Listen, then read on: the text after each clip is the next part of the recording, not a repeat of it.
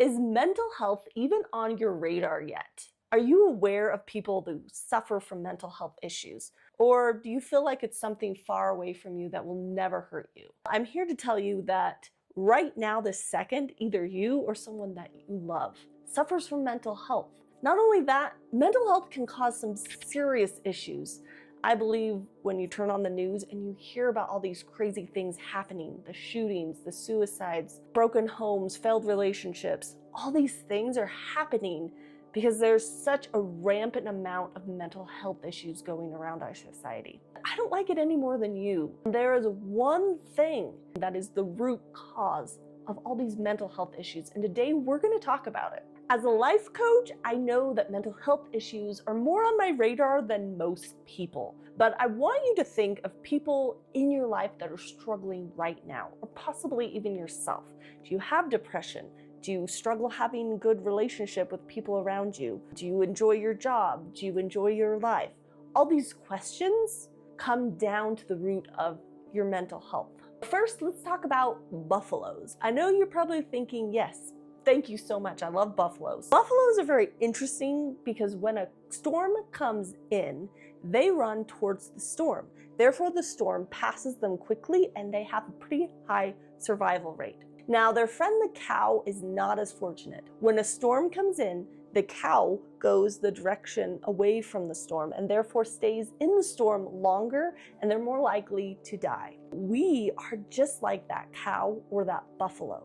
We can either be avoiding our life or we could be headed towards our life and experiencing it. I use this analogy to teach how we should handle our emotions. When we run away from our emotions, we actually stay in them longer and we suffer more. We also give ourselves mental health issues because emotions and how we handle them is the baseline for all mental health. If we can become more like a buffalo and be able to experience our emotions and go head on to our emotions, we'll be able to weather the storms so much more effectively. Just for my own personal knowledge, are you a cow or are you a buffalo? If you would tell me in the comments below. Before I started life coaching, I was for sure a cow, a very slow cow that stayed in that storm for a very long time. I would like to know, are there any buffaloes listening today, or are we all cows? Let's find out. I talk a lot about the 3 ways to deal with emotion, but we're gonna go over it again. The first way is to run away, just like the cow. You avoid that emotion. The thing that doesn't work about that is when you stuff down emotions, that's when mental health issues come up, because those emotions are still wanting to come up and to play their part, and you're having to develop other things to keep them down, and mental health problems, they happen. The third way that you can have mental health issues is going and letting them take over. If you're really mad, you yell and scream. If you're sad, you go eat ice cream. So letting it have a play. There's actually a third thing you can do with your emotion. I will call it the buffalo emotion method, because you're gonna let that emotion have a part. You're not gonna run away from it. You're not gonna let it be in control. You're gonna meet it head on. And this is what it looks like. Say I have an emotion, someone I really love, they said some really mean things about me. Actually, this just happened. So I will tell you exactly what it feels like. This person I have loved for so long, I have treated them well, taken care of them, and they have literally been trash talking me behind my back. I sit with that emotion. And at first that emotion is anger. I am mad at that person because they shoulda, right? So I sit with that emotion.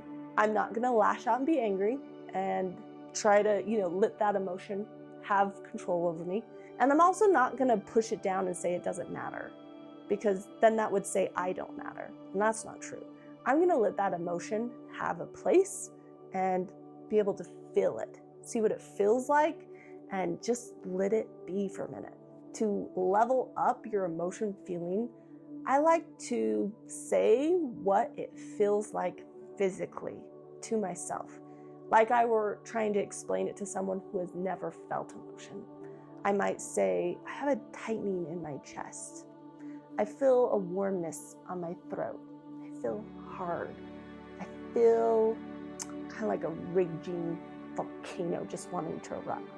Now you might think, okay, so what does a volcano feel like? Well, they feel warm. I don't feel super hot. I just feel warm. I feel pressure. You'll notice when I say what the feeling is, it sounds pretty pathetic. Even though I might be very upset at the time, once you start talking about what it actually looks like physically, it loses a lot of its scariness. It's no longer a big scary emotion. It's like, oh, a little bit of tightening, kind of hard, kind of warm in the throat. Okay, this isn't so bad. I can deal with that, right? It's just a feeling. As you have practiced feeling your emotions and you no longer run away from them and no longer let them control your life, you will realize these emotions really aren't as bad as you thought they were.